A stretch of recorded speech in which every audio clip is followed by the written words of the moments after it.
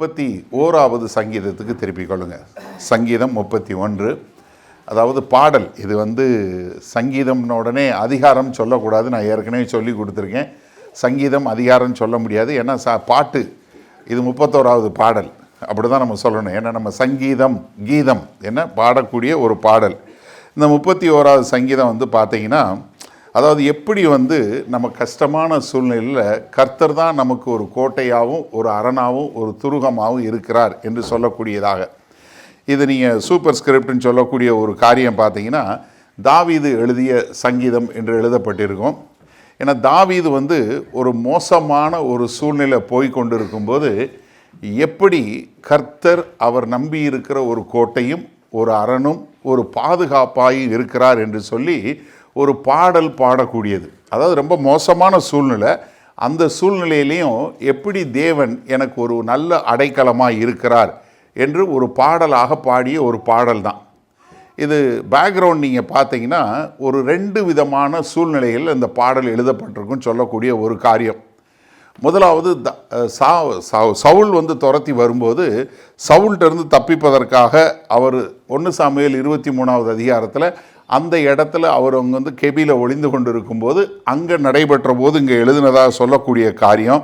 ஏன்னா 22வது வசனத்தில் சொல்லும்போது நான் உம்மை விட்டு முழுவதுமாய் துண்டிக்கப்பட்டேன் அப்படின்னு சொல்லக்கூடிய ஒரு காரியத்தை வச்சு ஒருவேளை அந்த இடத்துல எழுதியிருக்கக்கூடியன்னு.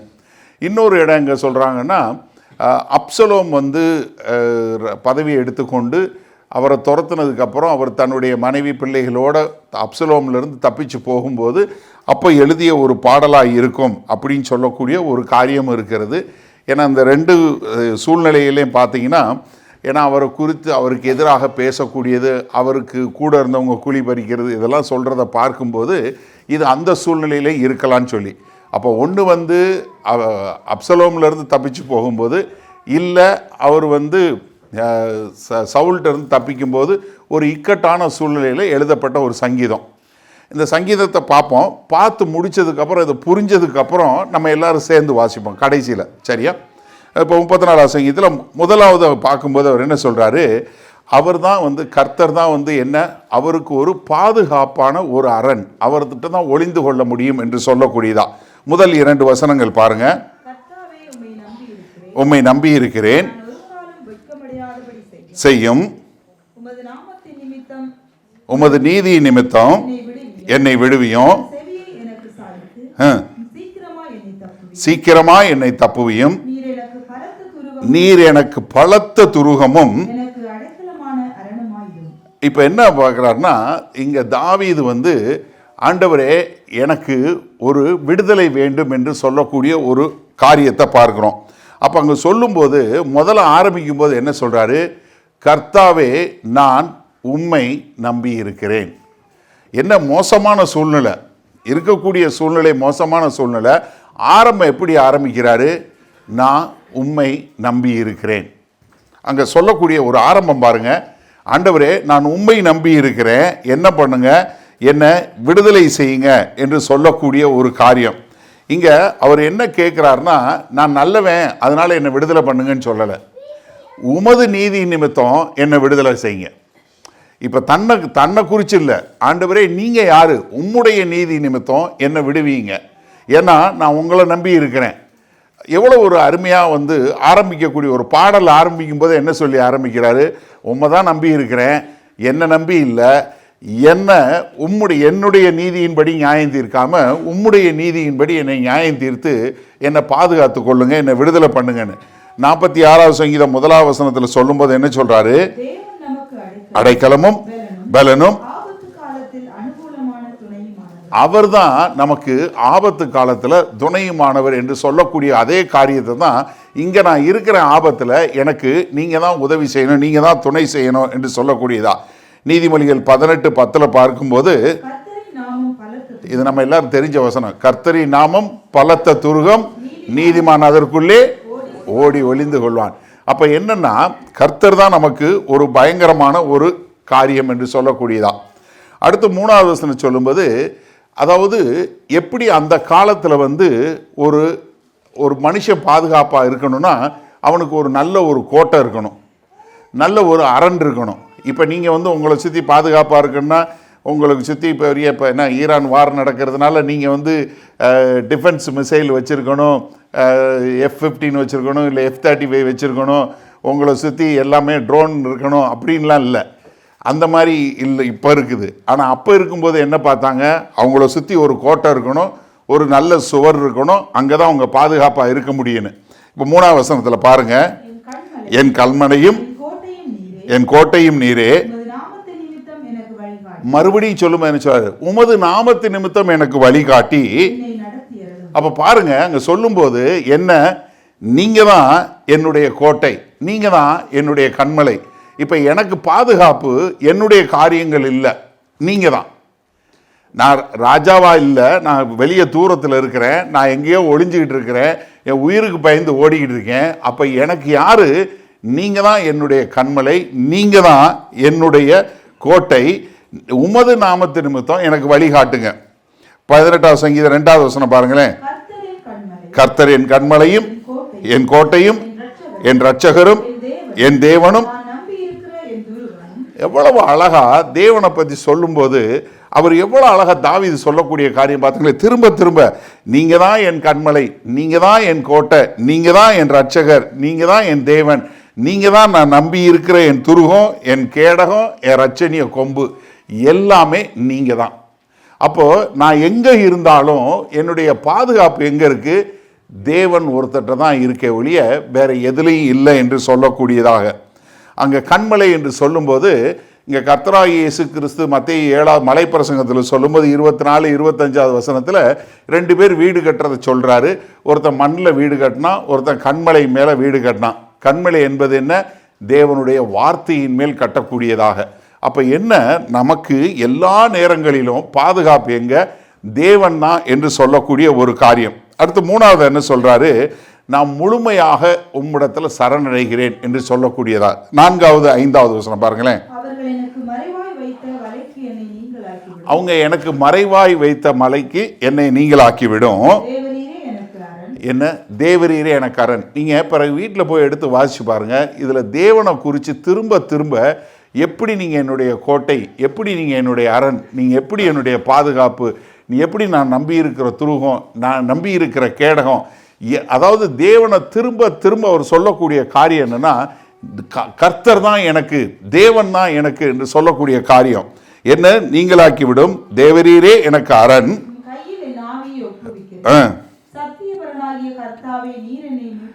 அப்ப என்ன, நான் முழுவதுமாக உம்முடைய கரத்தில் என்னை ஒப்பு கொடுக்கிறேன்.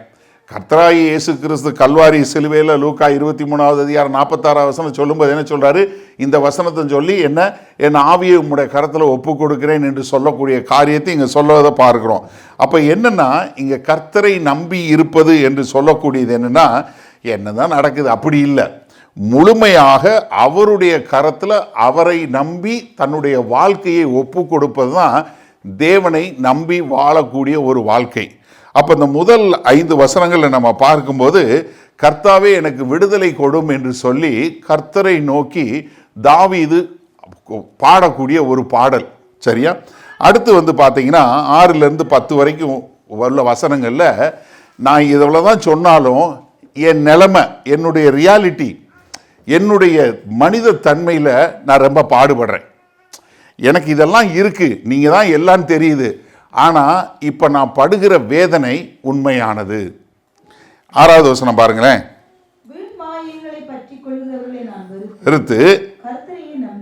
அப்போ என்ன, நாங்கள் பார்க்கும்போது வீண் மாயை உள்ளவர்கள் அவங்கள நான் வெறுத்து என்ன பண்ணுறேன், உண்மை பற்றி கொள்கிறேன். அது சவுலா இருந்தாலும் சரி, தன்னுடைய சொந்த குமாரனாகிய அப்சலோமாக இருந்தாலுமே சரி, தன் மகனே தனக்கு எதிராக வந்திருக்கிறான். அப்போ என்ன சொல்கிறாரு, நான் அப்பொழுதும் உண்மைத்தான் நம்பி இருக்கிறேன், ஆனால் அது வேதனையானது. ஏன்னா இஸ்ரவேல் தேச மக்கள் என்ன பண்ணாங்க அப்படிங்கிறத கர்த்தர் சொல்லும்போது, எரேமியா 2வது அதிகாரம் 13வது வசனத்தை சொல்லும்போது என்ன சொல்றாரு, செய்தார்கள். என்ன பண்ணாங்க, முதல்ல ஜீவ தண்ணீராய் ஊற்ற எண்ணெய் விட்டு விட்டாங்க.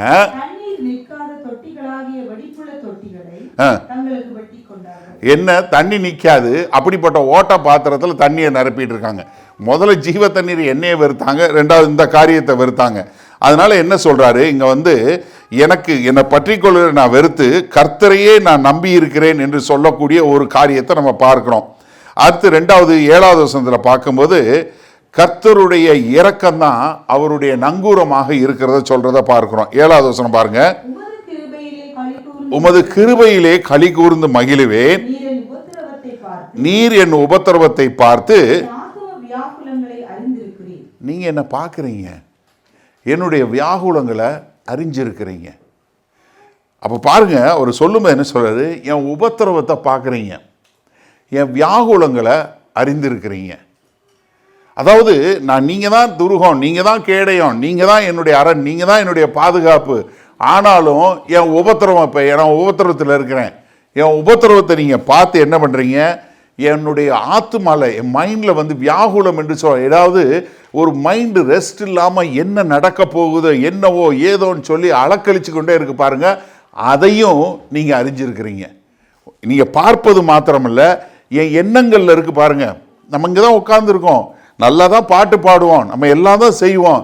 ஆனால் மைண்டுக்குள்ள அது இப்படி ஆயிருமோ, அப்படி ஆயிருமோ, அதாயிருமோ, இதாயிருமோ, இது நடந்துருமோ, அது நடந்துருமோ, இது எல்லாத்தையும் தேவன் அறிந்தவராயிருக்கிறார். அதாங்க சொல்றாரு. ஏன்னா 103வது சங்கீதத்தில் பாருங்க, 13-14 வசனம் பாருங்க. இறங்குகிறது போல இறங்குகிறார். என்ன, அவர் எப்படி இறங்குறாராம், ஒரு தகப்பன் தன் பிள்ளைகளுக்கு இறங்குவது போல. அது மாத்திரமல்ல, அவர் நம்மளை அறிந்தவராய் இருக்கிறார், நம்ம இப்படிப்பட்டவங்க தான் என்று அறிந்தவராய் இருக்கிறார். அதனால தான் எபிரேயர் நிருபம் 4வது அதிகாரத்தில் 15-16 வசனம் சொல்லும்போது என்ன, அவர் நம்முடைய பலவீனங்களை குறித்து பரிதபிக்கக்கூடிய பிரதான ஆசாரியர் நமக்கு இராமல் என்ன, எல்லா விதத்திலும் சோதிக்கப்பட்டு என்ன நமக்கு ஏற்ற சமயத்தில் சபை கிருபையும் இரக்கத்தையும் கொடுக்கக்கூடியவராய் இருக்கிறார் என்று சொல்லக்கூடியதா. அப்போ இங்க தேவன் தாவீது சொல்லும்போது, அவர் என்னுடைய வியாகுலங்களை அறிந்திருக்கிறார், என்னுடைய உபத்திரவத்தை பார்க்கக்கூடியவராய் இருக்கிறார். யார் பார்க்குறாங்களோ இல்லையோ, கர்த்தர் காணக்கூடியவராய் இருக்கிறார் என்று சொல்லக்கூடியதாக. அது மாத்திரமல்ல, ரொம்ப நேர்மையா அழுது புலம்புறார். ஒரு ஹானஸ் லேமெண்டேஷன், ஒரு புலம்பலை பார்க்க முடியுது. எங்க 8வது வசனத்துல 10வது வசனம் வரைக்கும் பாருங்க.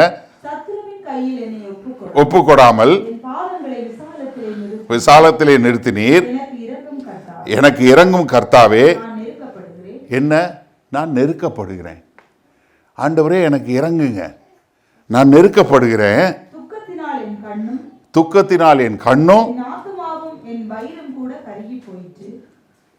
எப்படி, கண்ணு கருகிருச்சு, வயிறும் கருகிருச்சு. நிறைய நேரத்தில் துக்கம் வந்து சாப்பாடு சாப்பிட முடியாது, பார்வையும் தெரியாது. பாதி பேருக்கு அழுதுங்க பார்வை தெரியாது. என்ன துக்கம், அவ்வளோ பெரிய துக்கம். என் கண்ணு வாயை திறந்து சொல்கிறதுக்கு முன்னாடியே கண்ணில் இருந்து கண்ணீர் வருது, சொல்கிறதுக்கு முன்னாடியே வருது. அது மாத்திரமில்லை, என் வயிறே கருகி போச்சு, என்னத்தை ஆக போதுன்னு சொல்லக்கூடிய. அடுத்து பாருங்க 10வது வசனம் பாருங்க. என் பிராணன் சஞ்சலத்தினாலும். எப்படி, ஒரு நாள் இல்லை, ஒரு மாசம் இல்லை, வருஷமே தவிப்புல போகுது. தாவீது கிட்டத்தட்ட 13 வருடங்கள் அபிஷேகம் பண்ணப்பட்டதிலிருந்து ராஜாவா மாறுவதற்கு, அது கோலியாத்தோடைய சம்பவத்துக்கு அப்புறம் ஏறக்குறைய ஒரு 11 வருடங்கள் இல்லை 10 வருடங்கள் என்ன ஓடிக்கிட்டே இருந்தார். சவுலோட மொத்த வேலை என்ன, 3000 போர் சேவர்களை சேர்த்து கொண்டு எப்படியாவது தாவீதை கொலை செய்யணும்னு சொல்லி அலைஞ்சார். இதுதான் சவுலோட வேலை. அப்போ யோசிச்சு பாருங்க, வருஷங்கள் என்னாச்சு, தவிப்பினாலும் கழிந்து போயிட்டு, என் பிராணன் சஞ்சலம், நான் உயிரோட இருப்பனா இருக்க மாட்டேனா அப்படின்னு சொல்லக்கூடிய சஞ்சலம் வருஷங்கள் தவிப்பினாலே போயிட்டு குறைந்து என் ஒழும்புகளே உலர்ந்து போயிடுச்சு. என்கிட்ட ஒன்றுமே இல்லை. இந்த போன் பிகம் ட்ரைன்னா என்ன அர்த்தம், அவ்வளோதான், எனக்குள்ள சக்தியே இல்லை, எனக்குள்ள ஒரு ஜீவனே இல்லை. நான் இதை பார்க்கும்போது என்ன 6வது சங்கீதத்தில் 6வது வசனத்தில் சொல்கிறாரு, எப்படி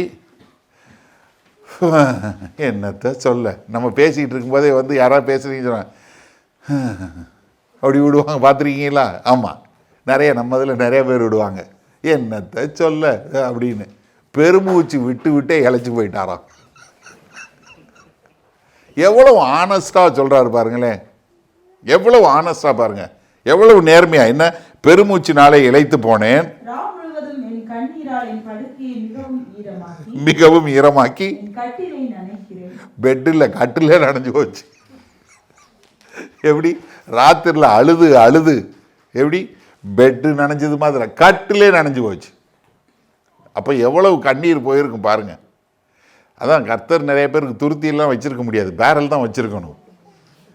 என்ன விட்டுங்க, தாவீது சொல்றாரு இல்லையா, வெட்டு கட்டிலே நனைஞ்சு போச்சுன்னு சொல்லக்கூடியதா. ஏன்னா அதனால தான் அப்போஸ்தலனாகிய பவுல் 2 கொரிந்தியருக்கு எழுதும்போது என்ன சொல்றாரு, 8வது வசனத்திலிருந்து பாருங்களேன்.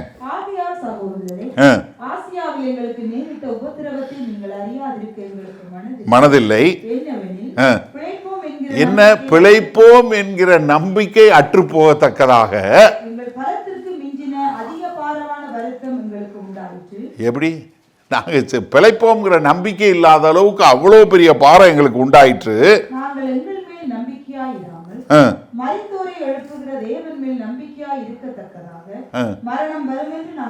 அப்ப என்னன்னா, அவங்களுக்கு வரப்பட்ட அழுத்தம் வந்து என்ன, அவங்களால தாங்க முடியாத அளவிற்கு.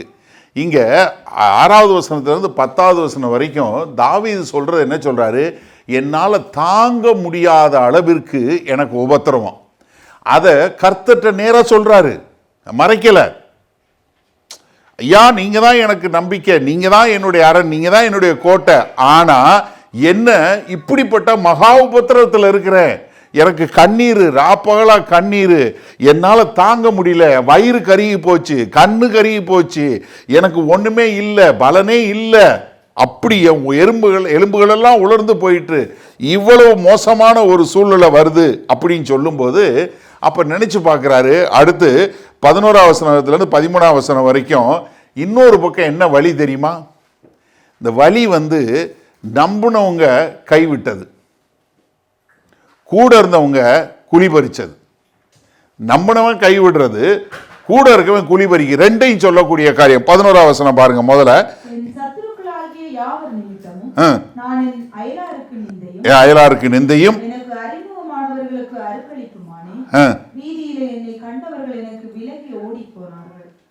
எப்படி, எனக்கு யாருமே என்னைய பார்த்தா எல்லாரும் என்னை வெறுத்து ஒதுக்கக்கூடியதான். எப்படி, நான் வீதியில் என்னைய பார்த்தாலே விலகி அந்த பக்கம் ஓடி போயிட்டான். அதை நான் பார்க்காம இருந்தாலும் பரவாயில்ல, நான் பார்க்க வேற செய்கிறேன், என்னைய பார்த்த உடனே அந்த பக்கம் போயிடுறான். எவ்வளோ பெரிய கொடுமை தெரியுமா.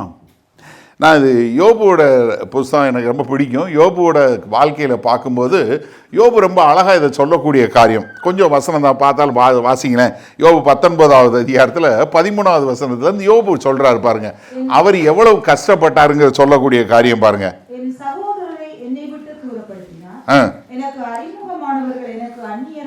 எனக்கு அறிமுகமானவர்கள் என்ன ஆயிட்டாங்க, அந்நியரா போயிட்டார்கள்.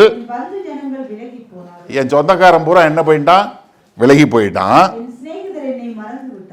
எப்படி, என் ஃப்ரெண்டே என்னை மறந்துட்டாங்க, என் வீட்டு ஜனங்களும்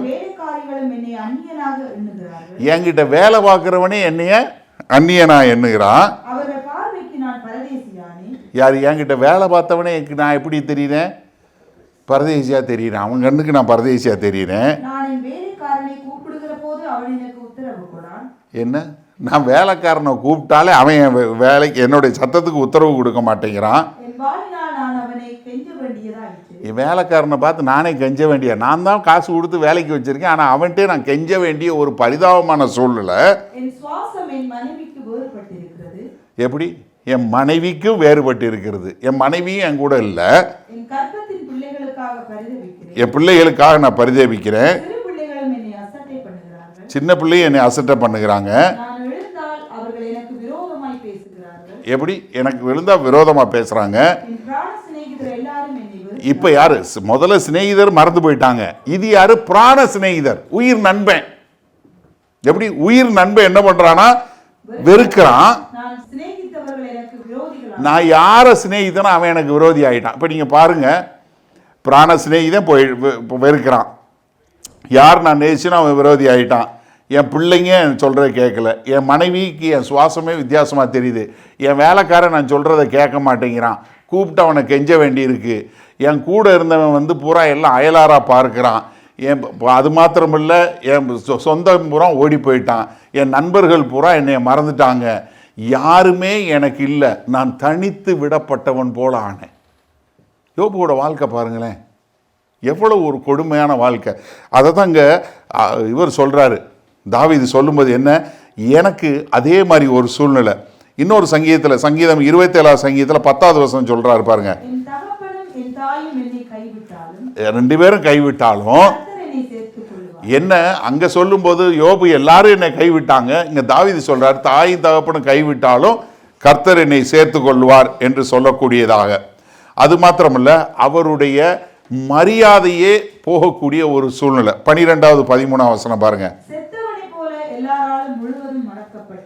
என்ன ஒரு கொடுமை பாருங்க. ஒருத்தன் உயிரோடு இருக்கிறவன் எழுதக்கூடிய ஒரு பாருங்க, பாடல் பாடுறாரு தாவீது. எப்படி? செத்தவனை போல எல்லாராலும் முழுவதும் மறக்கப்பட்டேன். என்ன ஒரு கொடுமை தெரியுமா? எனக்கு இந்த சமீபத்தில் ஒரு கல்லறைக்கு போயிருந்தேன், இந்தியா போயிருக்கும்போது ஒரு கல்லறைக்கு போயிருந்தேன். முன்னாடி வந்து யாராவது மரித்தவங்க இருந்தாங்கன்னா வருஷம் ஒரு கல்லறை திருநாள் போய் எல்லாம் போய் அவங்கள நினைவு ஒரு விதமாக அட்லீஸ்ட் அவங்க வாழ்ந்தாங்க, எங்களுக்கு உதவி பண்ணாங்க, நாங்கள் அவங்க எங்கள் அம்மாவோ எங்கள் அப்பா இல்லை எங்கள் பாட்டி இப்படி ஒரு அட்லீஸ்ட் கொஞ்சம் நினைவு கூறக்கூடிய இருந்துச்சு. இந்த தடவை பார்க்கும்போது பார்த்தேன் எல்லா கல்லறையும் பரிதாபமாக இருக்குது, யாரும் போன மாதிரியே தெரியல. இப்போ யாரும் வர்றதும் கிடையாது, யாரும் இது பண்ணுறது கிடையாது. இப்போ நம்மளே வந்து நினைவு கூறுற காரியம் போயிடுச்சு மரித்தவங்கள. இப்போது உயிரோடு இருக்க ஒரு ஆள் என்ன சொல்கிறாரு, மரித்தவங்களை மறக்கிறது போல என்னைய முழுவதுமாக மறந்து போயிட்டாங்க. எப்படி? உடைந்த பாத்திரம் யாராவது உபயோகப்படுத்துவோமா என்ன? சும்மா தூக்கி பரன்ல எங்கேயா தூக்கி போட்டு வச்சிருப்போம், இல்லைன்னா அங்கே குப்பையோட கிடைக்கும். அப்படி ஆயிட்டேன். எல்லாரும் என்ன பண்ணி சொல்றாங்க, அவதூறு பண்றாங்க. பண்ணுகிறதுனால் எப்படி எல்லாம் சேர்ந்து எனக்கு எதிராக திட்டம் போடுறானுங்க. அதனால எனக்கு பயம், திகில், என்ன நடக்க போகுது, என்ன செய்ய போறாங்க அப்படிங்கிற ஒரு பயம், திகில் உண்டு என்னை சூழ்ந்து கொண்டது. எப்படி? என் உயிரை வாங்க தேடுறான், என்னை எப்படியாவது கொலை செய்யணும்னு. சவுலும் தெரிஞ்சாரு, அப்சலோமும் அலைஞ்சாங்க. அப்சலோமுக்கு அகித்தோப்போல் ஆலோசனை கொடுத்து அந்த இதில் போனாங்க. சவுலுக்கு கூட இருக்கிறவன் துப்பு கொடுத்து எல்லாரும் போனாங்க. அவரோட வாழ்க்கையில் எப்படிப்பட்ட ஒரு கொடுமையான சூழ்நிலை பாருங்கள் தாவீது. அந்த சூழ்நிலையில் பண்ணக்கூடிய ஒரு காரியம் எரேமியா 20வது அதிகாரம் 10வது வசனத்தில் பார்க்கிறோம். கேட்டேன், சூழ்ந்திருந்தது என்கிறார்கள். எப்படா அவன் கீழே விழுவான்னு எல்லாரும் காத்திருந்து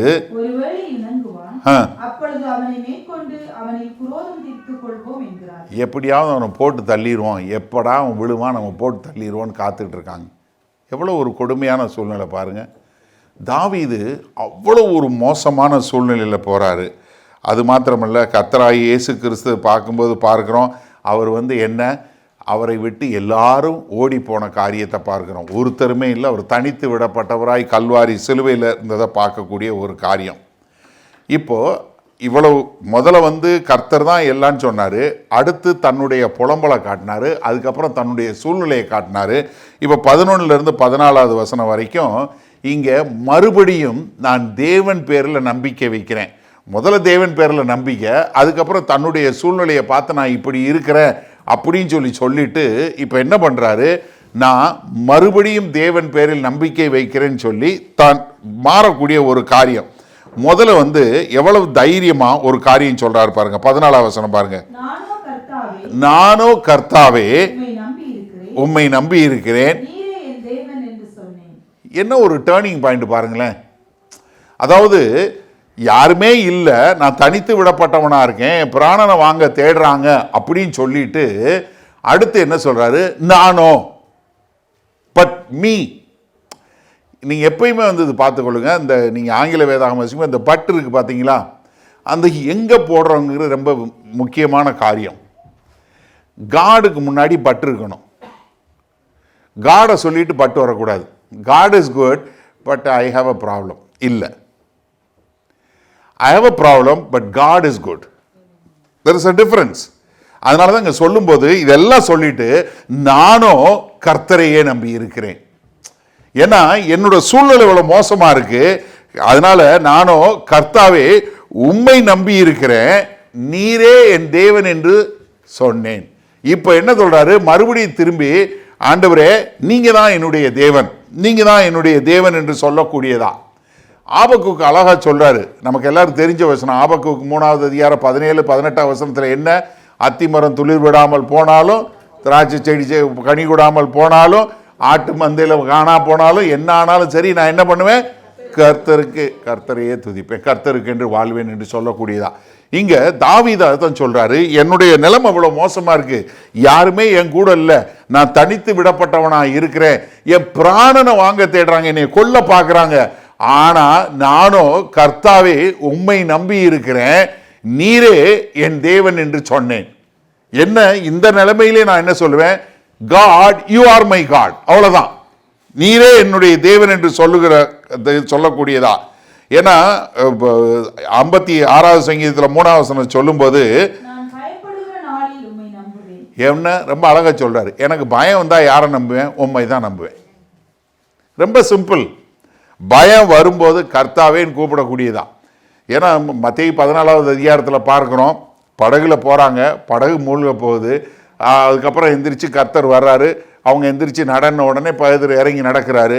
பேதுரு அலையை பார்த்த உடனே மூழ்கினோடனே என்ன சொல்றாரு, லார்ட் சேவ் மீ, அவ்வளோதான், உடனே கையை பிடிச்சி ஆண்டவர் தூக்குறாரு. எப்பனாலும் சரி ஆபத்து காலத்தில் கர்த்தரை நோக்கி கூப்பிடு, இதை மறக்கவே மறக்காதீங்க, என்ன ஆனாலும் சரி கர்த்தரை நோக்கி கூப்பிடக்கூடிய மக்களா. அப்போ முதல்ல என்ன செய்யறாரு, இந்த சூழ்நிலை மாறுவதற்கு முதல்ல கர்த்தாவே நீர் தான் சொல்லிட்டு இப்போ என்ன சொல்றாரு, என்னுடைய காலமே, என்னுடைய நேரம், my time is in your hands. அடுத்து என்ன சொல்றாரு பாருங்க, 15வது வசனம் பாருங்க, my times are in your hands, அவ்வளவுதான், முடிஞ்சு போச்சு. என்ன, நீர் தான் என் தேவன், உம்மை தான் நம்பி இருக்கிறேன், என்னுடைய காலமே உம்முடைய கரத்துல தான் இருக்கிறது. அப்ப என்ன, என்னுடைய நேரமே உம்மகிட்ட தான் இருக்கு, அதனால என்னுடைய எதிரிகளுக்கும் என்னுடைய மக்களுக்கு எதிராக என்னைய நீங்க பிடிங்க. அப்போ நீங்கள் யோசிச்சு பாருங்க, எல்லாத்துக்கும் ஒரு காலம் இருக்கு.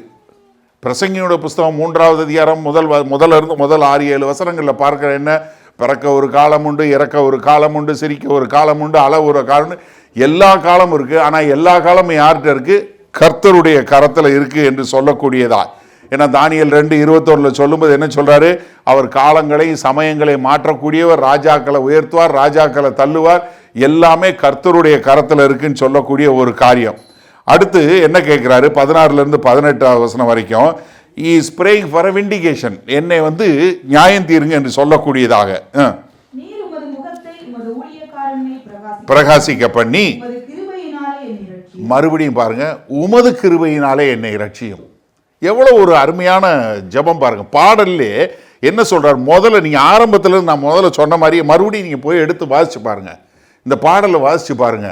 நீர் என்னை ரட்சியும், நீர் தான் என் தேவன், நீர் தான், நீர் உம்முடைய கிருபையின்படி, உம்முடைய நீதியின்படி, உம்முடைய இரக்கத்தின்படி, இங்க என்ன, உமது கிருபையினாலே என்னை ரட்சியும், கூப்பிட்டேன் செய்யும்,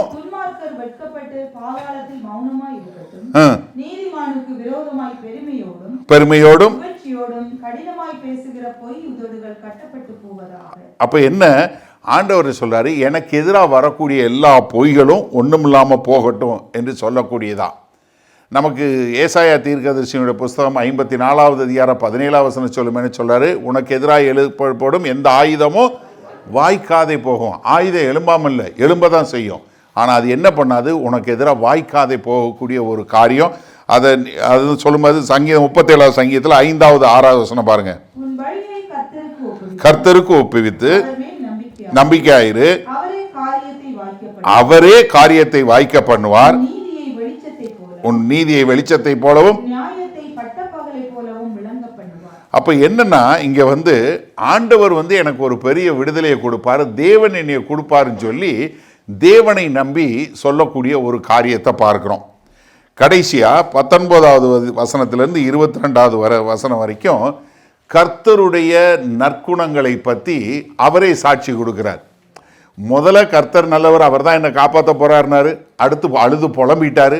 அதுக்கப்புறம் திரும்பி இல்லை நான் உண்மை தான் நம்பி இருக்கிறேன் அப்படின்னு சொல்லிட்டு என்னையை நீங்கள் காப்பாற்றுங்கன்னு சொல்லிட்டு இப்போ என்ன சொல்கிறாரு, கர்த்தருடைய நன்மையான காரியங்கள் குறித்து அவரே ஒரு டெஸ்டிமனி சொல்கிறார். நீங்கள் 19வது வசனத்திலேருந்து பாருங்கள், 19வது வசனம் பாருங்களேன். உமக்கு பயந்தவர்களுக்கும் நம்புகிறவர்களுக்கும். எப்படி நீங்கள் எவ்வளவு பெரிய நன்மையான காரியங்களை செஞ்சு வச்சிருக்கிறீங்க. ஏன்னா உண்மை நம்பி இருக்கிறவங்களுக்கு நீங்கள் செய்யக்கூடிய காரியம் அவ்வளவு பெரிதாக இருக்கும் என்று சொல்லக்கூடியதா. ஏன்னா நம்ம புதிய உடன்படிக்கையில் இருக்க நமக்கு அப்போஸ்தலனாகிய பவுல் எபேசிய சபைக்கு எழுதும்போது எபேசியர் 2வது அதிகாரம் 10வது வசனம் சொல்லும் என்ன சொல்கிறாரு, நாம் அவருடைய சிருஷ்டிகளாய் இருக்கிறோம். எதற்காக? தேவன் முன்னாடி முன்குறித்த எல்லா நன்மையான காரியங்களையும் நடப்பிப்பதற்காக நாம் கர்த்தராகிய இயேசு கிறிஸ்துவுக்குள் சிருஷ்டிக்கப்பட்டிருக்கிறோம். we are the masterpiece. ஏன்னா நம்ம தேவனுக்கென்று நம்ம உருவாக்கப்பட்டிருக்கோம். அப்படிப்பட்ட காரியங்களை செய்வதற்கு நம்ம எல்லாருக்கும் தெரிஞ்சு ரோமர் 8வது அதிகாரம் 28வது வசனம் என்ன, எல்லாம் சகலமும் நன்மைக்கு ஏதுவாக மாற்றக்கூடிய ஒரு தேவன். அப்ப என்னன்னா, கர்த்தருக்கு பயந்தவர்களுக்கு அவர் என்ன பண்ணுவார், அவர் பண்ணி வைத்திருக்கிற நன்மையான காரியங்கள் மிகவும் பெரிதாக இருக்கும் என்று சொல்லக்கூடியதாக. அடுத்து என்ன சொல்றாரு, எப்படி கர்த்தர் அவர்களை மறைக்கக்கூடியவராய் இருக்கிறார். 20வது வசனம் பாருங்க. மறைத்து விலக்கி. யாரு? நீங்க என்ன பண்றீங்க? உம்மை நம்பி இருக்கிற மக்களை உங்க கூடாரத்தில் நீங்க ஒளிச்சு வச்சு நீங்க காப்பாத்துறீங்க. எவ்வளவு அழகா சொல்றாரு பார்த்தீங்களா. இப்போ நான் இருக்கிறேன், ஏதோ ஒரு கெபில ஓடி ஒளிஞ்சிட்டு இருக்கிறேன், ஆனால் என்னை மறைத்து வைத்து பாதுகாப்பது உம்முடைய கூடாரம்.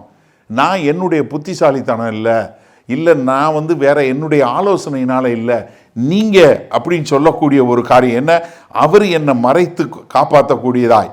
27வது சங்கீதத்தில் 5வது வசனம் பாருங்க. தீங்கு நாளில் என்னை அவர் தம்முடைய கூடாரத்தில் மறைத்து, கூடார மறைவிலே ஒளித்து வைத்து, எப்படி கண்மலையின் மேல உயர்த்துவார். சரியான நேரத்தில் கர்த்தர் உயர்த்துவார் என்று சொல்லக்கூடியதா. அடுத்து 21வது வசனம் 22வது வசனத்திலையும் பர்சனல் டெஸ்டிமனி சொல்றாரு, தன்னை குறித்து ஒரு சாட்சி சொல்றாரு பாருங்க. கர்த்தர் எனக்கு தமது கிருபையை அதிசயமாய் விளங்க பண்ணினபடியால் அவருக்கு ஸ்தோத்திரம். ஏன்னா இன்னும் ஒளிஞ்சிக்கிட்டு தான் இருக்கிறாரு. எப்படி? இன்னும் ஒளிஞ்சிக்கிட்டு தான் இருக்கிறாரு. ஆனா என்ன பண்றாரு, அவருக்கு என்ன செய்ய போறாருங்கிற ஒரு நம்பிக்கை வந்துருச்சு. ஏன்னா கர்த்தர் என்னுடைய நம்பிக்கை அவர் தான். உடனே இப்போ என்ன சொல்றாரு, நம்பிக்கை என்ன பண்றாரு, கர்த்தர் என்ன பண்ணுவாரு, அரணான நகரத்தில் எனக்கு தமதான கிருபையை அதிசயமாய் விளங்க பண்ணினபடியால் அவருக்கு ஸ்தோத்திரம்.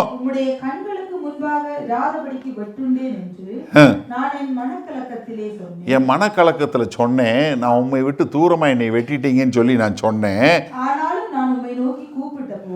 ஆனாலும் நான் உண்மை நோக்கி கூப்பிட்ட போது கர்த்தர் நம்முடைய ஜெபங்களை கேட்கக்கூடிய தேவன். அவர் என்ன சொல்றாரு, நான் சொன்னேன் என்னை விட்டுட்டீங்க, நான் தூரமாக இருக்கிறேன், உங்கள் பார்வைக்கு இருந்து அப்புறமா போயிட்டேன்னு, ஆனாலும் நான் திரும்பி உங்களை கூப்பிட்டேன் பாருங்க. அப்போ நீங்கள் என் ஜெபத்தை கேட்டு என் விண்ணப்பத்தை கேட்டு எனக்கு பதில் கொடுக்கக்கூடியவராய் இருக்கிறீங்க என்று சொல்லக்கூடியதா. 34வது சங்கீதத்தில் 17லிருந்து 19வது வசனம் வரைக்கும் பாருங்களேன். கர்த்தர் கேட்டு அவர்களுடைய சில உபத்திரங்களுக்கு நீக்கலாக்கி விடுகிறார்னு சொல்லலை, எல்லா உபத்திரங்களுக்கும். என்ன? எல்லா உபத்திரங்களுக்கும் நீக்கலாக்கி விடுகிறார்.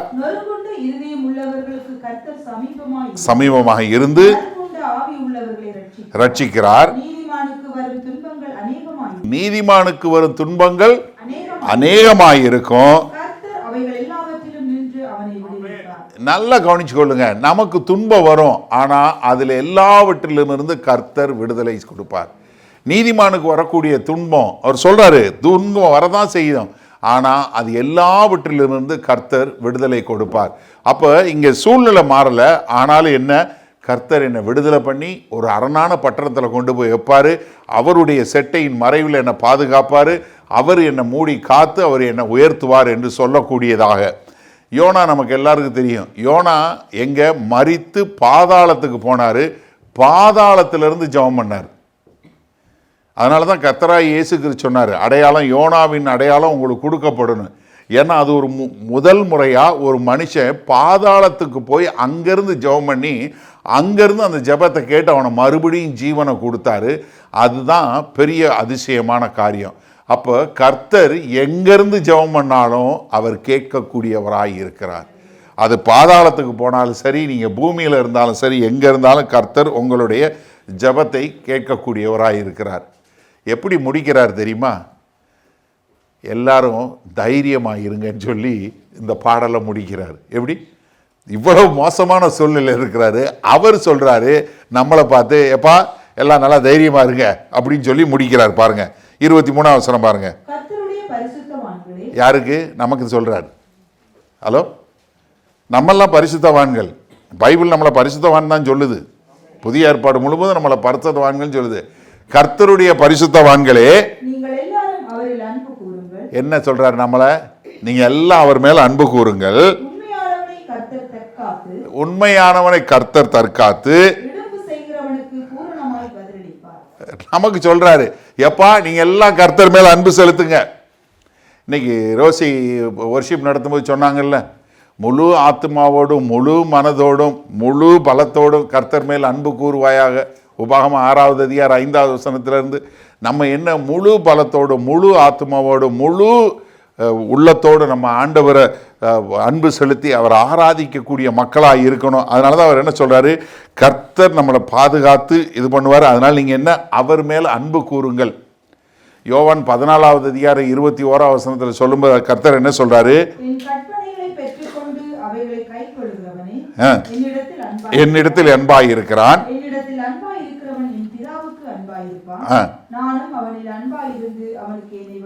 அப்ப என்ன, நம்ம அவர் மேல அன்பு செலுத்தக்கூடியவளா? அப்ப நமக்கு அறிவுரை சொல்றாரு. தாவீது 2000 வருஷத்துக்கு முன்னாடி 3000 வருஷத்துக்கு முன்னாடி நமக்கு எழுதி வச்சுட்டு போயிட்டாரு. எப்பா கர்த்தருடைய பரிசுத்தவான்களே, நீங்க எல்லாரும் என்ன, கர்த்தர் மேல அன்பு கூறுங்க, நீங்க அவர் தான் உங்களுக்கு எல்லாமே சொல்லிட்டு அடுத்து 24ஆம் வசனம் என்ன சொல்றாரு, கர்த்தருக்கு காத்திருக்கிறவர்களே அல்லேலூயா. என்ன, கர்த்தருடைய விடுதலைக்கு, கர்த்தருடைய ஆசீர்வாதத்துக்கு, கர்த்தருடைய காரியத்துக்காக காத்திருக்கிறவர்களே நீங்கள் எல்லோரும் திடமனதாயிருங்கள். அல்லேலூயா. எப்படி சொல்லி முடிக்கிறார் பாருங்க. இப்போ அவர் கெபில தான் இருக்கிறாரு, அவர் ஒளிஞ்சுக்கிட்டு தான் இருக்காரு. ஆனால் அவர் முடிக்கும்போது என்ன சொல்றாரு, அது ஒரு பெரிய ஒரு ஆச்சரியமா, என்ன, நீங்க எல்லாம் திடமனதாயிருங்க, பழங்கொண்டு. ஏன்னா யோசுவா 1வது அதிகாரம் 9வது வசனம் யோசுவாவை சொல்லும்போது என்ன சொல்றாரு, நீ பழங்கொண்டு திடமனதாயிரு, என்ன பண்ணாத, திகையாதே, கலங்காதே, நீ போகும் இடமெல்லாம் என்ன, உன் தேவனாகிய கர்த்தர் உன்னோட கூட இருக்கிறார். பழைய ஏற்பாட்டிலே சொல்லப்பட்ட ஒரு பெரிய வாக்கு தத்துவம். அதே மாதிரி ஏசாயா 40வது அதிகாரம் 31ஆம் வசனம் என்ன சொல்லுது, கர்த்தருக்கு காத்திருக்கிறவர்களோ புது பலனடைந்து கழுகுகளை போல செட்டை அடித்து எழும்புவார்கள். அப்போ என்ன, நம்ம இதெல்லாம் வசனம் தெரியும், இதை பயன்படுத்தக்கூடிய மக்களாக இருக்கணும். அப்போ கடைசியாக என்ன சொல்லி முடிக்கிறாரு, என்னுடைய நான் எல்லாமே உங்களுடைய கரத்தில் கொடுக்குறேன் அப்படின்னு சொல்லக்கூடியதான். ஆரம்பமும் கர்த்தர் மேலே உள்ள ஒரு நம்பிக்கையில் ஆரம்பிக்கிறாரு, முடிக்கும் போதும் கர்த்தருடைய நம்பிக்கையில் தான் முடிக்கிறாரு. தாவீது நமக்கு சொல்கிறதுக்கு என்னென்னா, என்னுடைய நேரம் உங்களுடைய கரத்தில் இருக்குது, நீங்கள் தான் என்னுடைய ரட்சிப்பு, நீங்கள் தான் என்னுடைய அரண், நீங்கள் தான் என்னுடைய பாதுகாப்பு, உங்களுடைய கரத்தில் என்னுடைய ஆவியை ஒப்பு கொடுக்கிறேன். சரி, இந்த சங்கீதத்தை கிறிஸ்தவர்களாகிய நம்ம எப்படி பயன்படுத்துறது? ஒரு 4 காரியம். முதலாவது, அதாவது நம்முடைய உலகம் நம்மை சுற்றி இருக்கிற எல்லாமே ஒன்றுமில்லாமல் முடிஞ்சு போகக்கூடிய ஒரு சூழ்நிலை வரும்போது, ஒருவேளை உங்களுடைய வேலை, இல்லை உங்களுடைய ஹெல்த்து, இல்லை உங்களுடைய ரிலேஷன்ஷிப்பு, இல்லை உங்கள் வீசா, ஏதோ ஒன்று உங்களை அழுத்தி நீங்கள் வந்து அவ்வளவுதான் எல்லாம் முடிஞ்சு போச்சு, உங்களை சுற்றி இருக்கிற எல்லாமே முடிஞ்சு போச்சு அப்படிங்கிற மாதிரி வரும்போது, ஏன்னா இங்கே 31வது சங்கீதத்தில் தாவீதுடைய சூழ்நிலை அப்படித்தான், எல்லாமே முடிஞ்சு போச்சு இனி அவ்வளவுதான் என்று சொல்லக்கூடியதாக. ஏன்னா அங்கே தாவீது வந்து என்ன பண்ணுறாரு, அவரை சுற்றி எல்லா எதிரிகள் எல்லாரும் இருக்கிறாங்க, அவருடைய சூழ்நிலை ரொம்ப மோசமாக இருக்குது. அதனால் அவர் என்ன பண்ணுறாரு, ரொம்ப மோசமான ஒரு சூழ்நிலையில் இருக்கும்போது என்ன பண்ணுறாருன்னா, அவர் தன்னுடைய வேதனையை மறைக்கவில்லை. அதனால் எனக்கு அருமையானவர்களே, நீங்கள் என்ன பண்ணாதீங்கன்னா, உங்களுடைய வலிகளை வேதனைகளை தேவன்கிட்ட சொல்லுவதற்கு பயப்படாதீங்க. To not height. கர்த்தர் வந்து உங்களை எல்லாரையும் வந்து நான் எல்லாம் நல்லா இருக்கிறேன். ஏன்னா இப்போ நம்ம சர்ச்சில் பார்த்தோன்னே ஒருத்தர் பார்த்தா பிரைஸ் லார்ட் பிரதர் எப்படி இருக்கீங்க, கர்த்தருடைய சுத்த கிருபை நல்லா இருக்கிறேன். ஆனால் உள்ளுக்குள்ளே என்ன, ஐயோ என்ன வாழ்க்கை போங்க, இன்னொன்னே தெரியல, என்னமோ வர்றோம் எல்லோரும் போகிறோம், என்னத்தை சொல்கிறது, நான் என் வாழ்க்கையை உங்கள்கிட்ட சொன்னான் நீங்கள் அவ்வளோதான் அப்படின்னு நம்ம நினைப்போம். ஆனால் கர்த்தர்கிட்ட நீங்கள் பேசும்போது தயவு செய்து உங்கள் இருதயத்தில் இருக்கிறத ஊற்றுங்க. காட் இஸ் நாட், கர்த்தர் ஒரு நாள் வந்து நீங்கள் போய் அவர்கிட்ட போய் நல்லா இருக்கேன் ஆண்டவரேன்னு சொல்ல வேண்டிய அவசியமே இல்லை. நீங்கள் தயவுசெய்து நன்றாக புரிஞ்சுக்கணும். உங்கள் இருதயத்தில் வேதனையை வச்சுக்கிட்டு வல்லப்பதாவே கர்த்தரே உண்மை ஆதராதிக்கிறேன் தனியாக இருக்கும்போது, ஆண்டவரே வலிக்குது, எனக்கு ஒரே அழுகையாக வருது, ஏன் இது நடக்குன்னு தெரியல, எனக்கு நீங்கள் தான், உங்களை விட்டால் எனக்கு வேறு ஆள் இல்லை. தாவீது தான் செஞ்சார். நம்மளுக்கு இன்றைக்கி ஆவியானவர் நமக்குள்ளே இருக்கிறார். எனக்கு அருமை நன்றாக புரிஞ்சுக்கொள்ளுங்க. நீங்கள் நம்புகிறவங்க உங்களை ஏமாற்றுவாங்க, உங்கள் கூட இருக்கவங்க உங்களை கொலிவிப்பாங்க, எல்லாம் நடக்கும், உங்களுக்கு எதிராக நடக்கும். பட் என்னென்னா, டோன்ட் ஹைட் இட். கர்த்தர்கிட்ட மறைக்க வேண்டிய அவசியமே இல்லை. லார்ட், ஐ ஆம் ஸ்ட்ரகிளிங் இன் திஸ் ஏரியா. போங்க, கர்த்தர்கிட்ட உண்மையாக சொல்லக்கூடிய மக்களாக இருங்க. அதனால் உங்களுடைய காரியங்கள் எல்லாமே, நம்மளுடைய வேதனைகள் பாடுகள் எல்லாவற்றையும் கர்த்தர் கேட்க ஆயத்தமுள்ளவராக இருக்கிறார். ரெண்டாவது, உங்களுக்கு அடுத்து என்ன நடக்க போகுதுன்னு தெரியாது. அப்போ நீங்கள் என்ன செய்கிறது? இப்போ தாவீதோட வாழ்க்கையில் நீங்கள் பார்க்கும்போது என்ன நடக்குதுன்னே தெரியாது, சில காரியங்கள் நடக்காது. இப்போ நம்ம வாழ்க்கையில் யோசிச்சு பாருங்கள், யாராவது ஈரானில் வார் நடக்கும், பாதி பேர் பாதி வெளியில் நின்றுக்குருவாங்க, வேறு ஏதாவது பிரச்சனை வரும்னு நினச்சிங்களா? இல்லை ஃபைனான்ஷியல் மார்க்கெட் பிரச்சனை, இல்லை வேறு ஏதாவது பிரச்சனை, உடனே திடீர்னு பார்த்தா கேன்சர் இருக்குது, இல்லை திடீர்னு ஏதோ ஒரு பிரச்சனை இருக்குதுன்னு சொல்கிறாங்கன்னா யார் எப்படி இருந்தாலும் என்ன பண்ண முடியும், நம்ம தெரியாது. ஆனால் தாவீது சொன்னார், ஆண்டவரே, my times are in your hands, என் காலங்கள் உம்முடைய கரத்தில் இருக்குது. இப்போ என் வாழ்க்கையில் நாளைக்கு என்ன நடக்க போகுதுன்னு எனக்கு தெரியாது, ஆனால் என்னுடைய நாளை வைத்திருக்கிற என் கர்த்தரை எனக்கு தெரியும். அப்போ நம்ம வந்து தாவீதா தான் சொன்னார். ஏன்னா அவர் ஒளிஞ்சுக்கின்ற நேரம் 2 காலகட்டத்திலையும் அவர் திரும்ப எருசலேமுக்கு போவாரா, ராஜாவாக வருவாரா, கர்த்தர் சொன்ன காரியம் நிறைவேறுமா தெரியாது.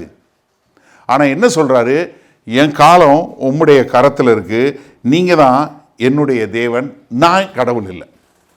நீங்கள் நல்லா புரிஞ்சுக்கொள்ளுங்க, யூ ஆர் நாட் காட். இது முதல்ல தெரிஞ்சுக்கொள்ள வேண்டிய விஷயம். ஏன்னா நம்ம எல்லாருமே என்ன செய்ய பார்ப்போம்னா, you want everything under your control. எனக்கு கீழே இருக்கணும், எனக்கு எல்லாமே தெரியணும், என்ன நடக்குது என்னுடைய லைஃபுக்கு நான் தான். கிடையவே கிடையாது. கொஞ்சம் வயசாக உங்களுக்கு நல்லா தெரியும்.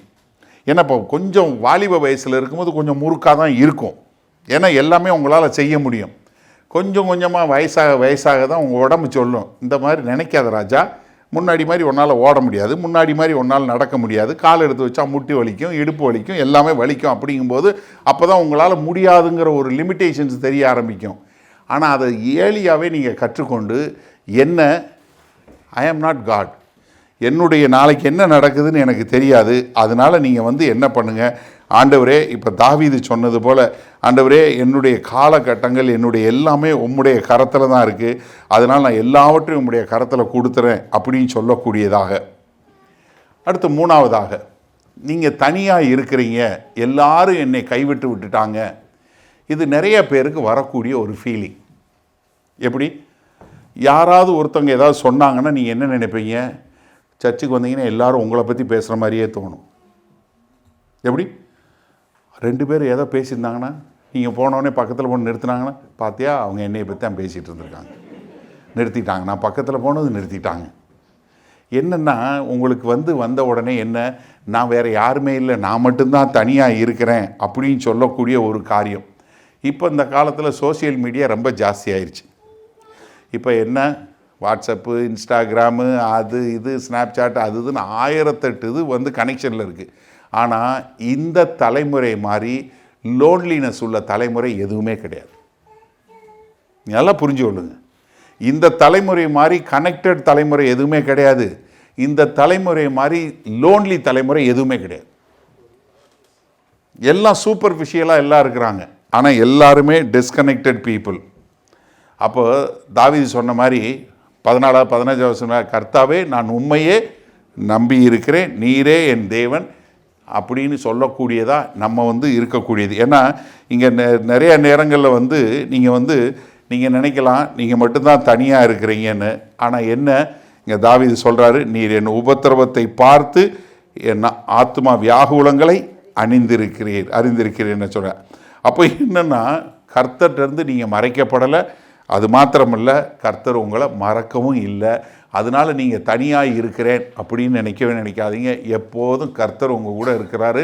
அவர் வாக்கு கொடுத்துருக்கார், நான் உன்னை விட்டு விலகுவதுமில்லை, உன்னை கைவிடுவதுமில்லை, இதோ உலக முடிவு பரியந்தம் உன்னுடனே கூட நான் இருக்கிறேன்னு சொல்லி இருக்கிறாரு. அதனால் நீங்கள் கவலையப்படாதீங்க. 4வதா கடைசியாக உங்களுக்கு இந்த காலத்தை எதிர்கொள்வதற்கு உங்களுக்கு ஒரு தைரியம் வேணும் அப்படின்னு சொல்லி பார்த்தீங்கன்னா நீங்கள் மிக தெளிவாக கடைசியில் என்ன சொல்கிறாரு, நீங்கள் பலங்கொண்டு திடமனதாயிரு, நீ ஒன்றும் கவலையே படாத என்று சொல்லக்கூடிய ஒரு காரியம். இப்போ என்னென்னா தாவீதோட சூழ்நிலை எதுவுமே மாறலை, ஆனால் அவருடைய எண்ணம் மாறிடுச்சு. என்ன, என் காலம் அவர்கிட்ட இருக்குது, அவர் எனக்கானதை செய்வார், அதனால் நான் எதையும் தைரியமாக எதிர்கொள்ளுவேன்னு சொல்லி மற்றவர்களை சொல்லக்கூடிய ஒரு காரியத்தில் கொண்டு போயிருக்கிறாரு. அதனால தான் கடைசி வசனம் சொல்லும்போது என்ன சொல்கிறாரு, கர்த்தருக்கு காத்திருக்கிறவர்களே நீங்கள் எல்லோரும் திடமனதாக இருங்கள், அவர் உங்கள் இருதயத்தை ஸ்திரப்படுத்துவார். அப்போ என்னென்னா நம்ம நம்மளுடைய எதிர்காலத்தை நம்ம போகக்கூடிய பாதையில் நம்மளால் எதை ஃபேஸ் பண்ண முடியலனாலும் ஒரு தைரியமாக கர்த்தர் என் கூட இருக்கிறாரு. அது என் குடும்பத்தில் பிரச்சனையா, என் ஹெல்த்தில் பிரச்சனையா, ஃபைனான்ஸில் பிரச்சனையா, வேலையில் பிரச்சனையா, என்னுடைய பிஸ்னஸில் பிரச்சனையா, எந்த இதில் பிரச்சனையாக இருந்தாலும் கர்த்தர் என் கூட இருக்கிறார், அதனால் நான் கவலையே பட மாட்டேன், அதனால் நான் தைரியமாக மேற்கொள்ளுவேன் அப்படின்னு சொல்லக்கூடியதான். நான் ஒருத்தருடைய வாழ்க்கை வரலாறு படிச்சிருந்தேன். விக்டர்னு ஒரு பிஸ்னஸ்மேன், ஒரு சிஇஓவாக இருந்தவர். உண்மையாக நடந்த சம்பவம். அவர் நல்ல ஒரு பெரிய வேலை பார்த்து பயங்கரமாக சம்பாரித்து ஒரு பெரிய வீடு எல்லாம் அவருக்கு ஒரு 2 பிள்ளைகள், ஒரு மனைவி. அது மாத்திரம் இல்லை, ஒரு பெரிய சபையில் அவர் ஒரு மூப்பராக இருந்தார். அவர் தான் கோல்டன் பாய் அப்படின்னு சொல்லக்கூடியதா. எல்லாரும் அவர்கிட்ட போய் எல்லாம் கேட்கக்கூடியதா ஒரு டீக்கனாக இருந்தார். எது வேணாலும் அவர் தான் இந்த கோட்டு மேனுங்கிற மாதிரி அப்படி இருந்த ஒரு ஆள். 2008 நடந்த ஒரு ஃபைனான்ஷியல் பிரச்சனையில், எக்கனாமிக் டவுனில் ஹீ லாஸ்ட் ஹிஸ் ஜாப். ஆனால் அது வரைக்கும் அவர் அப்படி ஒரு இதாக இருந்தவர். வேலை போன உடனே குடும்பத்தில் பிரச்சனை, அவரால் அதை தாங்கி கொள்ள முடியல. மனைவி பிள்ளைகளை கூப்பிட்டுட்டு 2 பொம்பளை பிள்ளைகளையும் கூப்பிட்டுட்டு போயிட்டாங்க. இவருக்கு வேலை போயிடுச்சு, வீடு போயிடுச்சு, எல்லாம் போயிடுச்சு. இவர் சபைக்கு வர்றதை நிறுத்தினார், எல்லாத்தையும் நிறுத்திட்டார். கடைசியில் போய் ஒரு சின்னதாக ஒரு ஃப்ளாட்டில் உட்காந்து ஒரே அழுகையும் புலம்பலுமா ஒரே மாதிரி இருந்து அவர் ஏதோ ப்ரெட்டு அதை வாங்கி என்னத்தையோ சாப்பிட்டுட்டு பேசாமல் உட்காந்து சுய புராணமாக எல்லாம் பாடிக்கிட்டே இருந்தார். கடைசியில் ஒரு நாள் ராத்திரி லாண்ட்ரேட்டுக்கு போய் லாண்ட்ரியில் போய் துணி போட்டுட்டு இருக்கும்போது காலையில் ஒரு 2 மணிக்கு அங்கே ஒரு ஒருத்தர் எலைஜான் ஒருத்தர் பண்ணிகிட்டு இருக்கும்போது அவர் பேசியிருக்கிறார். என்ன அப்படின்னு சொன்ன உடனே அவர் சொல்லிட்டாரு, எனக்கு எல்லாமே என் லைஃபே போயிடுச்சு, ஐ லாஸ்ட் மை லைஃப் அப்படின்னு சொன்ன உடனே அப்போ அவர் சொன்ன வார்த்தை என்ன தெரியுமா, நீ Sun you don't have to lose your life, you last your costume. என்ன, நீ போட்டிருந்த ஆடை இருக்கு பாரு, நான் டீக்கன், நான் பிஸ்னஸ் மேனு, நான் பணக்காரன், நான் சொன்னதெல்லாம் நடக்கும்னு சொல்லி போட்டிருந்த பார்த்தியா, அந்த ஆடை தான் போயிடுச்சு. ஆனால் கர்த்தர் ஓங்கிட்ட பேச விரும்புகிறாரு அப்படின்னு சொன்ன உடனே அவர் செய்த காரியம் என்ன தெரியுமா? முதல்ல அவருக்கு இருந்த ஈகோ போகணும். So he decided, I will lose my ego. என்னுடைய ஈகோவுக்கு ஒரு டெத்து, என்னுடைய பெருமை இதுக்கெல்லாம் சமாதி கட்டிட்டு நான் என்ன செய்ய போகிறேன், எந்திரிச்சு ஒரு வேலைக்கு போகிறேன்னு சொல்லி ஒரு லாரி ஓட்டி டெலிவரி ட்ரக் டிரைவராக போய் வேலைக்கு சேர்ந்து வேலை செய்ய ஆரம்பித்தார். முதல் வேலை. ரெண்டாவது என்ன பண்ண ஆரம்பித்தார், புதுசாக ஒரு சபைக்கு போய் அங்கே உள்ள ஒரு கம்யூனிட்டி குரூப்புக்கு போனார். அங்கே பிஸ்னஸ் மேனாக போகல, டீக்கனாக போகலை, நான் கஷ்டப்படுற ஒரு மனுஷனாக போகிறேன், நான் இவ்வளோ பெரிய கஷ்டத்தில் இருக்கிறேன், எனக்காக ஜெபம் பண்ணுங்கன்னு சொல்லி உண்மையாக போகக்கூடிய ஒரு ஆளாக இருந்தார். கொஞ்சம் காலத்தில் என்னாச்சு, அவர் ஒரு மாறக்கூடிய ஒரு மனுஷனாக மாறினார். ஆனால் அவருக்கு போன வீடோ போன வேலையோ வரல, அவங்க மனைவி பிள்ளைகள் வரல. ஆனால் என்ன, அவர் கர்த்தரை தெரிஞ்சு கொண்டார். அதுக்கப்புறம் இப்போ என்ன தெரியுமா செய்கிறாரு, இப்படி யாரெல்லாம் இருக்கிறாங்களோ அப்படிப்பட்ட மக்களுக்கு ஊழியம் செய்யக்கூடியவராக ஒரு ஆளாக இருக்கிறார். அவரை மாற்றினது காரியம் நிறைய நேரங்களில் அவர் கேட்டது இந்த 31வது சங்கீதம். அது மாத்திரமல்ல, யோபுனுடைய வாழ்க்கையை முழுவதும் படிக்கக்கூடியவராக இருந்தார். தினசரி அவருடைய 8 மணி நேரம் ட்ரக் ஓட்டினார்னா 8 மணி நேரத்தில் பாதி நேரம் சங்கீதம் கேட்டுக்கிட்டே இருப்பார். 150 சங்கீதங்களை மாற்றி போட்டு கேட்டுக்கிட்டே இருக்கக்கூடிய ஒரு ஆளாக இருந்து தன்னுடைய வாழ்க்கையை மாற்றக்கூடியவராக இருந்தார். எனக்கு அருமையானவர்களே, இந்த சங்கீதம் 31வது சங்கீதம் மிக தெளிவாக நமக்கு கொடுப்பது என்னென்னா, தாவீதினுடைய சூழ்நிலைகள் மாறலை, ஆனால் ஆரம்பித்தவர் வழிகளை பார்த்து வேதனையை பார்த்து மறுபடியும் கர்த்தர் தான் என்னுடைய துருகம், கர்த்தர் தான் என்னுடைய கோட்டை, அவர் தான் என்னுடைய அடைக்கலம், அது மாத்திரமல்ல கர்த்தர் என்னை காண்கிறவராய் இருக்கிறார், கர்த்தர் என்னுடைய ஜெபத்தை கேட்கிறவராய் இருக்கிறார், அது மாத்திரமல்ல கர்த்தர் அதற்கு பதில் கொடுக்கிற தேவனாய் இருக்கிறார் அப்படின்னு சொல்லக்கூடிய ஒரு காரியத்தை பார்த்தாரு. அதனால தான் அவரும் என்ன சொன்னார், ஆண்டவரே நான் உம்மை முழுவதுமாய் நம்பி இருக்கிறேன் என்று சொல்லக்கூடியதான். எனக்கு அருமையானவர்களே, நீங்கள் யாரும் கர்த்தரால் குணப்படுத்த முடியாதபடி, கர்த்தரால் உங்களை விடுவிக்க முடியாதபடி உடைந்து போன மக்கள் யாருமே இல்லை. உங்களுடைய வேதனை கர்த்தருடைய இரக்கத்துக்கு முன்பாக ஒன்றுமே கிடையாது. உங்களுடைய கேள்வி கர்த்தரால் பதில் கொடுக்க முடியாத ஒரு கேள்வியே இல்லை. அதனால் இந்த ஜெபம், இந்த பாடல், இந்த 31வது சங்கீத பாடல் உங்களுடைய ஜெபமாய் மாறட்டும். நம்ம எல்லாரும் இப்போ எளிமை நின்று இந்த 31வது சங்கீதத்தை வாசிப்போம். நம்ம பாட முடியாது, நம்ம பாடினா அது கொஞ்சம் ரொம்ப மோசமாக இருக்கும். அதனால் இதை உணர்ந்தவர்களாய், இதை புரிந்தவர்களாய், அறிந்தவர்களாய் இதை வாசிப்போம். 31வது சங்கீதம் எடுத்தவங்க ஒருவேளை if you have got English Bible, you read it in English, it's not a problem. Tamil Bible வச்சுருக்கோங்க, தமிழில் வாசிப்போமா?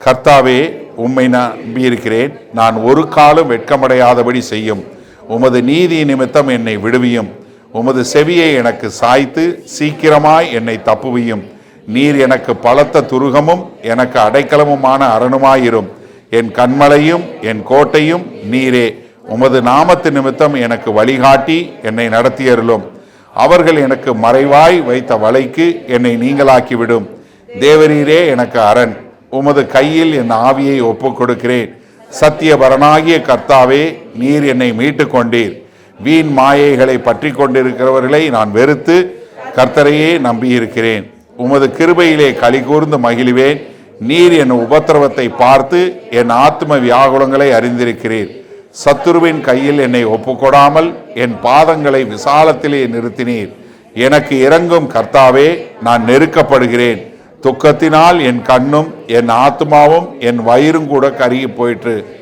என் பிராணன் சஞ்சலத்தினாலும் என் வருஷங்கள் தவிப்பினாலும் கழிந்து போயிற்று, என் அக்கிரமத்தினாலே என் பலன் குறைந்து என் எலும்புகள் உலர்ந்து போயிற்று, என் சத்துருக்களாகிய யாவர் நிமித்தமும் நான் என் அயலாருக்கு நிந்தையும் எனக்கு அறிமுகமானவர்களுக்கு அருக்களிப்பும் ஆனேன், வீதியிலே என்னை கண்டவர்கள் எனக்கு விலகி ஓடிப்போனார்கள், செத்தவனை போல எல்லாரும் முழுவதும் மறக்கப்பட்டேன், உடைந்த பாத்திரத்தை போலானேன், அநேகர் சொல்லும் அவதூறை கேட்டேன், எனக்கு விரோதமாக அவர்கள் ஏகமாய் ஆலோசனை பண்ணுகிறதுனால் திகில் என்னை சூழ்ந்து கொண்டது, என் பிராணனை வாங்க வகை தேடுகிறார்கள், நானோ கர்த்தாவே உம்மை நம்பியிருக்கிறேன், நீரே என் தேவன் என்று சொன்னேன், என் காலங்கள் உமது கரத்தில் இருக்கிறது. என் சத்துருக்களின் கைக்கும் என்னை துன்பப்படுத்துபவர்களின் கைக்கும் என்னை தப்புவியும். நீர் உமது முகத்தை உமது ஊழியக்காரன் மேல் பிரகாசிக்க பண்ணி உமது கிருபையினாலே என்னை ரட்சியும். கர்த்தாவே, உம்மை நோக்கி கூப்பிட்டேன், நான் வெட்கப்பட்டு போகாதபடி செய்யும். துன்மார்க்கர் வெட்கப்பட்டு பாதாளத்திலே மௌனமாய் இருக்கட்டும். நீதிமானுக்கு விரோதமாய் பெருமையோடும் இகழ்ச்சியோடும் கடினமாய் பேசுகிற பொய் உதடுகள் கட்டப்படுவதாக. உமக்கு பயந்தவர்களுக்கும் மனுபுத்திரருக்கு முன்பாக உம்மை நம்புகிறவர்களுக்கும் நீர் உண்டு பண்ணி வைத்திருக்கிற உம்முடைய நன்மை எவ்வளவு பெரிதாய் இருக்கிறது. மனுஷருடைய அகங்காரத்துக்கும் அவர்களை உமது சமூகத்தின் மறைவிலே மறைத்து நாவுகளின் சண்டைக்கு அவர்களை விலக்கி உமது கூடாரத்திலே ஒளித்து வைத்து காப்பாற்றுகிறீர். கர்த்தர் அரணான நகரத்தில் எனக்கு தமது கிருபையை அதிசயமாய் விளங்க பண்ணினபடியால் அவருக்கு ஸ்தோத்திரம். உம்முடைய கண்களுக்கு முன்பாக இராதபடிக்கு வெட்டுண்டேன் என்று நான் என் மனக்கலக்கத்திலே சொன்னேன். ஆனாலும் நான் உம்மை நோக்கி கூப்பிட்ட போது என் விண்ணப்பங்களின் சத்தத்தை கேட்டீர். கர்த்தருடைய பரிசுத்தவான்களே, நீங்கள் எல்லோரும் அவரில் அன்பு கூறுங்கள். உண்மையானவனை கர்த்தர் தற்காத்து இடும்பு செய்கிறவனுக்கு பூரணமாய் பதிலளிப்பார். கர்த்தருக்கு காத்திருக்கிறவர்களே, நீங்கள் எல்லோரும் திடமனதாயிருங்கள். அவர் உங்கள் இருதயத்தை ஸ்திரப்படுத்துவார். ஆமேன். வல்ல பிதாவே, இந்த அருமையான நல்ல மாலை வேளைக்காய் நன்றி ஆண்டவரே. இதோ அருமையாய் தாவீது எங்களுக்காய் ஒரு அழகான பாடலை பாடி வைத்திருக்கிறார். இதை நாங்களும் பாடி, ஆண்டவரே, நாங்கள் உம்மையே நம்பி இருக்கிறோம். நீரே நாங்கள் நம்புகிற துருகம், நீரே எங்களுடைய அரண், நீரே எங்களுடைய பாதுகாவலர். ஆண்டவரே, நீர் எங்களை காண்கிற தேவன். எங்கள் உபத்திரவங்களை பார்க்கிறீர், எங்களுடைய ஜபங்களை கேட்கிறீர். அது மாத்திரமல்ல, எங்களுடைய ஜபங்களுக்கு பதில் கொடுத்து எங்களை வழிநடத்துகிற தேவனாய் இருக்கிறீர். எங்களுடைய காலங்கள் உம்முடைய கரத்தில் இருக்கிறது. அதனால் நாங்கள் எங்களை முழுமையாய் உம்முடைய கரத்திலே ஒப்பு கொடுக்கிறோம். மீட்பெரும் இரட்சகருமாகிய இயேசு கிறிஸ்துவின் மூலம் பிதாவே, ஆமேன். உங்களில் யாருக்காவது ஜெப தேவைகள் இருக்குமானால் நீங்கள் உங்களுடைய வீடுகளில் உங்கள் கதவை பூட்டி நீங்கள் ஆண்டவரை நோக்கி ஜெபம் பண்ணுங்கள். உங்களுடைய எல்லா விதமான பலவீனங்களை குறித்து தெரிந்து வைத்திருக்கிற தேவன், எப்போதும் ஜீவன் உள்ள தேவன், உங்களுடைய ஜெபங்களை கேட்டு உங்களுக்கு பதில் கொடுப்பார். நீங்கள் வேற ஒரு ஆள்கிட்ட போகணும், வேற ஒருத்தவங்கிட்ட போய் ஜெபத்துக்கு போகணும்னு அவசியம் இல்லை. நீங்கள் ஜெபம் பண்ண ஆண்டவராகிய இயேசு கிறிஸ்துவை ஏற்றுக்கொண்ட எல்லாரும் பிதாவாகிய தேவன்கிட்ட ஜெபம் பண்ணால் அந்த ஜெபத்தை கேட்டு பதில் கொடுக்கக்கூடிய அன்புள்ள பரமபிதா தான் நமக்கு இருக்கிறாரு. அதனால் தைரியமாக நீங்கள் ஜெபம் பண்ணுங்க. அதே சமயத்தில் இன்னொரு காரியமும் நாங்கள் சொல்கிறோம், எங்களுக்காய் ஜெபம் பண்ணுங்க. ஏன்னா வேத வசனத்தில் அதான் சொல்லியிருக்கு. நீங்கள் எந்த ஊழியக்காரரையும் ஜெபம் பண்ண போங்கன்னு சொல்லலை, ஆனால் ஊழியக்காரருக்காக ஜெபம் பண்ண சொல்லியிருக்கு. நாங்கள் தைரியமாக தேவனுடைய வார்த்தை இன்னும் அதிகமாய் பிரசங்கிக்க எங்களுக்காய் நீங்கள் ஜெபிக்கும்படி கேண்டிக் கொள்கிறேன். ஆமேன்.